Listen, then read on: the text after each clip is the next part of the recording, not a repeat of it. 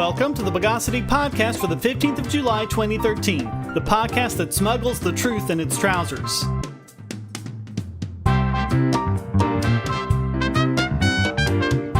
This is your host, Shane Killian. Let's mistranslate the news of the bogus.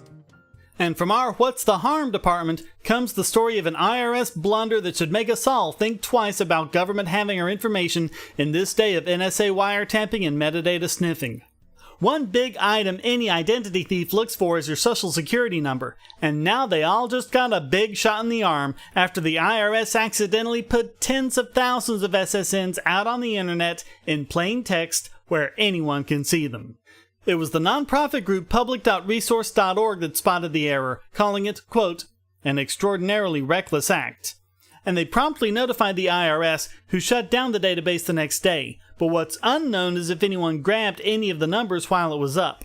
Folks, it only takes one screw-up like this to let the wrong people cause misery for lots of Americans.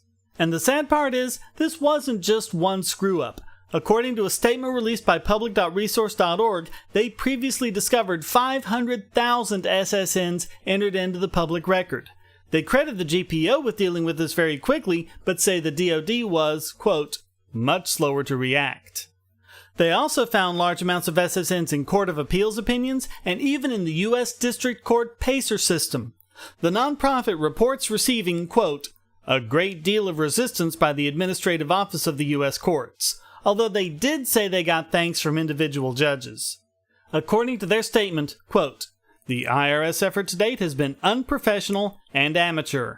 The IRS has even gone so far as to assert copyright by the government on the Political Disclosures Database in direct violation of the Works of Government Clause of the Copyright Act. The IRS has a policy that, even in an emergency, their staff are not allowed to use email to communicate with organizations such as ours, a policy that makes it much harder to respond to incidents quickly. The IRS has recklessly violated the privacy of Americans. It is time now for the administration to send a tiger team over to the IRS to help fix their information management practices. The IRS has indulged too often in bad information technology, and this habit has become ingrained in the culture and procedures of the service. It is time now for the IRS to admit that it needs help. That is the first step towards recovery.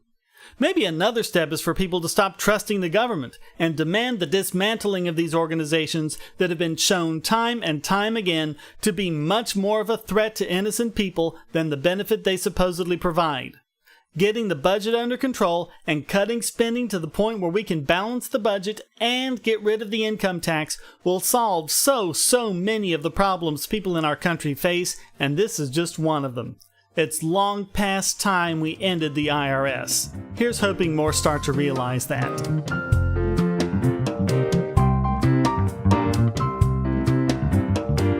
There was a possible malware presence on the computers of the Electronic Development Association, part of the Department of Commerce, and the National Oceanic and Atmospheric Administration. The NOAA was able to isolate and clean up the problem in a few weeks, but the EDA took more of a scorched earth policy. They disconnected its systems from the rest of the world, and the contractor they hired to fix the problem found malware on 6 systems, which was easily cleaned and repaired. Then, the EDA started physically destroying machines that had been shown to be uninfected, as well as destroying keyboards and mice. Wait, what? They destroyed computer mice to get rid of malware? Wait a second, let me check the address bar. Nope, it's not the Onion. The destroyed equipment also included printers and cameras, and they only stopped destroying the hardware when they ran out of money to do so. Wait a second. Nope, still not the Onion. The EDA took the extreme measures because they concluded that the malware was an attack from a foreign nation. No, hang on, this has to be the Onion. Nope, Ars Technica. Man, Tom Lehrer was right. There's no point in doing political satire anymore.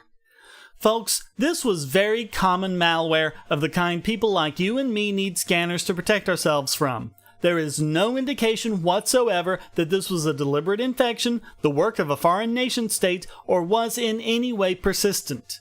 To say this was an overreaction is a complete understatement. This was stupid and ignorant, and it really seems that you don't actually need to commit a cyber attack against government agencies. They're all too willing to do the damage on their own.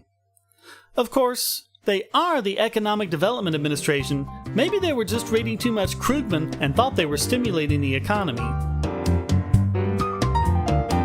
History is written by the winners, and so apparently is economics. That's why there's Liberty Classroom. Probably the best single learning resource for history and economics on the web, Liberty Classroom teaches U.S. history, Western Civ, and economics from actual university professors. There's lots of free material to get you started, including introductory lectures on all these subjects. And when you sign up, you'll get the full site's content for just $99 a year, less than the price of 2 cups of coffee a month. And if you type in the promo code Bogosity in all caps, you'll get your first year for just $88.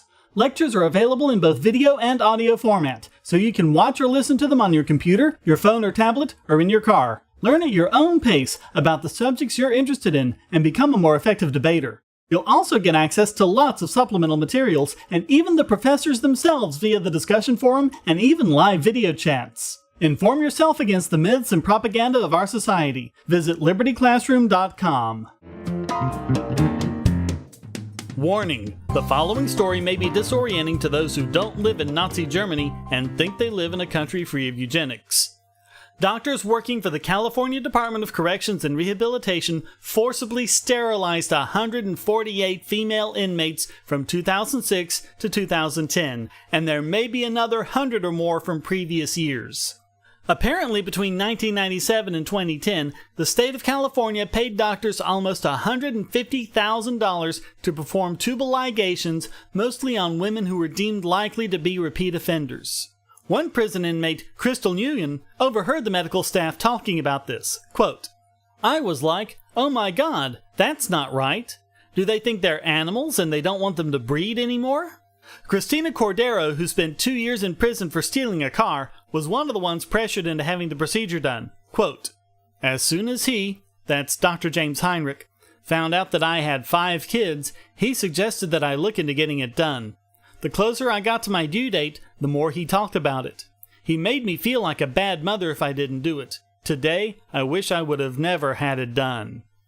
When Heinrich was asked about these procedures and the $147,460 of taxpayer money the doctors were paid for it, he replied, quote, "That isn't a huge amount of money compared to what you save in welfare paying for these unwanted children as they procreated more." Unbelievable. California was one of the last states to ban forced sterilization of prison inmates in 1979. Now the law says that no federal funds can be used for sterilization procedures on prison inmates, and that in order for state funds to be used, medical officials in Sacramento have to approve the procedures on a case-by-case basis. But none of these procedures were ever approved by the committee. Then in 2010, State Senator Carol Liu discovered the procedures were being done. Her research found that the doctors weren't even aware that they needed state approval to perform the sterilization procedures. It's been illegal since 1979 to pressure anyone to be sterilized or to ask for consent during labor or childbirth, but these doctors were doing precisely that.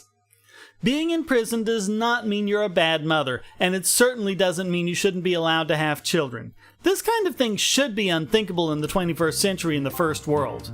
But unfortunately, it's clear we have a long way to go.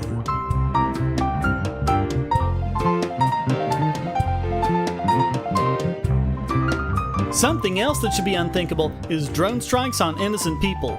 This podcast has covered before how the Obama administration is not only using drones to kill several civilians for every suspected terrorist, they also follow up with another strike a few minutes later to kill any first responders to the scene, a tactic known as the double tap.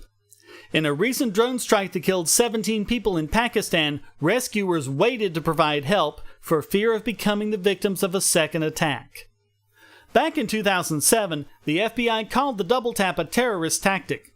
But I guess that's only when it's done by countries that aren't America. Folks, if any other country did it, it would be called a war crime. Far from the case that drone strikes are robotic and surgical, they create more collateral damage, in other words, killing innocent people than manned fighter strikes. A study from the NYU School of Law and Stanford Law School found that drone strikes are, quote, an order of magnitude more likely to result in civilian casualties per engagement. In other words, 10 times as many innocent people who aren't even so much as suspected of a crime, are killed when drones are used. How can anyone defend this? Just this past May, Obama said, quote, conventional air power or missiles are far less precise than drones and likely to cause more civilian casualties and local outrage. What's it gonna take, people? Bush was called a war criminal for doing far less than this, and rightfully so. But now, someone with a D beside his name instead of an R does much, much worse. And where are you? Obama is a war criminal. Obama is a murderer. And if there were any justice in a country that condescends to call itself free, he would be impeached and sent to prison for life.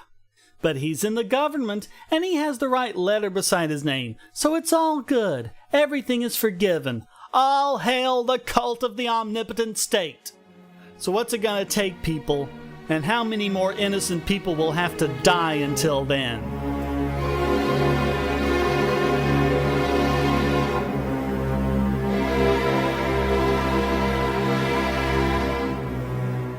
Bogosity.tv and all of its services are hosted at GoDaddy.com. I've been a satisfied GoDaddy customer for over 10 years now. Their prices are great, and their 24/7 support is second to none, so I'm happy to be able to give you this special offer. Just sign up for any new domain, web hosting, email, or many other services and get 20% off by typing in the code WOWNOBOGON. That's WOWNOBOGON.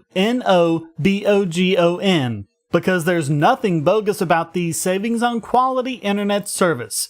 Get your own .com with a personalized email address, or establish your online business in a snap, all for 20% off. And you'll help this podcast too. Just go to GoDaddy.com and use the code WOWNOBOGON. And now it's time to steam sterilize this week's biggest Bogon emitter.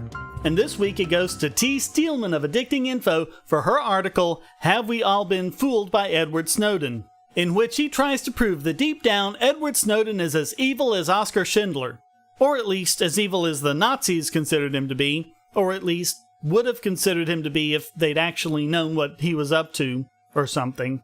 Whatever. Just listen to her describe Snowden as a horrible fiend. Quote, Snowden revealed that he was a Ron Paul supporter and championed a return to the gold standard along with short-selling stocks. She also said that Snowden referred to unemployment as, quote, a correction and a necessary part of capitalism. Yeah, we're really getting the picture of a dangerous traitor to the U.S. here, aren't we? She continues, quote, his disdain of President Obama and his policies was apparent, and he bitched about them with increasing frequency. But there are two issues where Snowden's true colors shine very clearly. And she provides an old chat log where he advocates cutting Social Security and then quotes him as saying, quote, F old people, an objectivist view if ever there was one.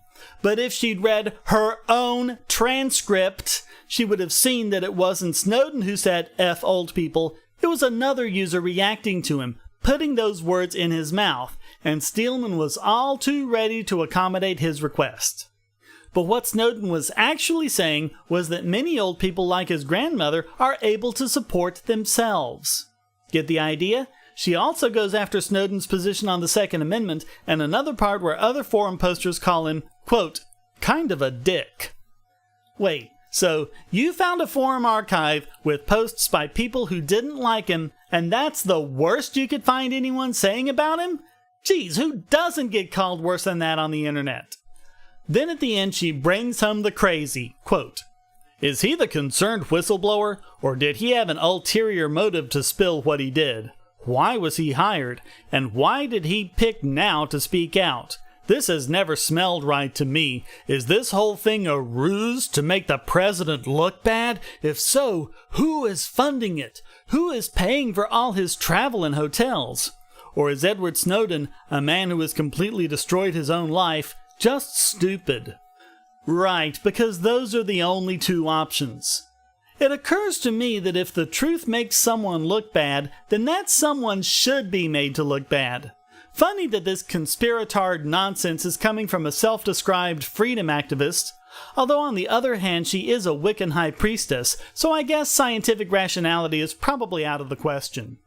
At any rate, her entire article is, at best, an ad hominem attack. It doesn't matter what kind of person Edward Snowden is. It doesn't matter what his real motivation in releasing this information was. It doesn't matter if anyone paid him to do it or if he was acting alone. The only thing that matters is whether or not the information he released is real, and no one's even trying to claim that it isn't. So to try and deflect from all that, and try and draw attention away from Obama's misdeeds by painting Snowden as some sort of bad guy is more than enough to get T. Steelman named this week's biggest Bogon emitter.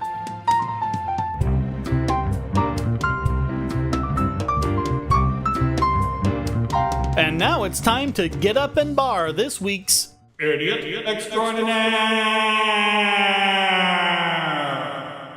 Oh, Florida, Florida, Florida. Ever since our occasional co-host Jonathan Loshay clued us into Florida basically banning internet cafes in a pathetic attempt to crack down on online gambling, and we followed up with the story that it might end up banning Chuck E. Cheese as well, we've all been wondering, what's next? Well, now it turns out that the law is so badly worded that it might ban, get this, cell phones and the internet. That's actually the idea behind a new lawsuit filed in Miami-Dade Circuit Court. According to Miami attorney Justin Kaplan, quote, "They rushed to judgment and they took what they saw as a very specific problem and essentially criminalized everything." According to Kaplan, who represents Incredible Investments LLC in the suit, the banned devices constitute any system or network of devices that may be used in a game of chance. So if you put a die-rolling app on your smartphone, it's illegal. No, scratch that. If it's even possible for you to put a die-rolling app on your smartphone, it's illegal regardless of whether or not you actually use it for that or not. And what's a game of chance? Does solitaire count? If so, there goes every Windows and Linux machine in the state. Kaplan even pointed out, quote, "The ones they used to draft this legislation are illegal." Since the law was passed, about 200 adult arcades and over 1,000 internet cafes have been closed down. And since the law gives the state attorney the discretion to decide whom to prosecute, then that essentially gives him power to close down whomever he wants to. As Kaplan pointed out, quote, "Starbucks is running illegal slot machines because they provide their customer with a Wi-Fi system that indirectly allows people to gain access to their phone to allow them to play games of chance that allow payouts." Many owners of video arcades are accusing the state of Florida of selective enforcement. In violation of the Due Process Clause, more upscale arcades are being left alone while the smaller video game parlors are being closed down, even though their games are essentially the same. And the result, if not the very motivation itself, is easy to see.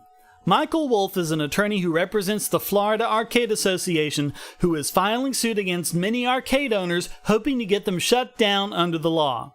What do you want to bet none of them are members of his association? Wolf has even said he plans to file lawsuits in every county in the state. Meanwhile, Florida House Speaker Will Weatherford still defends the law, saying, quote, "I am proud that we shut down the illegal internet cafes in Florida. It's a good policy, and I'm only disappointed it took this long to do it."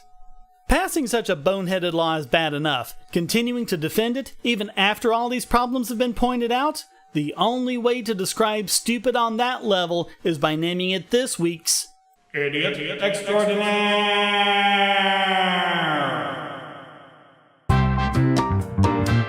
Well, that wraps up this Snap, Crackle, Pop edition of the Bogosity podcast. Please visit the forums at bogosity.tv where you can read the show notes and join the discussion on these and other subjects. This podcast is free but not free to produce, so please donate via PayPal or Bitcoin at the top of the bogosity.tv website or down the right-hand side of the podcast page and give generously to keep this podcast going. And if you'd like to contribute to the podcast, just send a question, statement, news article, or rant to podcast@bogosity.tv. Put it in an audio file, and if it's good enough, it'll get played right in the podcast. Thank you for listening. Until next time, here's a quote from William Butler Yeats. "The blood-dimmed tide is loosed, and everywhere the ceremony of innocence is drowned. The best lack all conviction, while the worst are full of passionate intensity." Symphony No. 2, The Bells, was composed by Aram Khachaturian and performed by the Vienna Philharmonic. The Bogosity podcast is licensed under Creative Commons Attribution Non-Commercial No Derivatives 3.0 Imported License.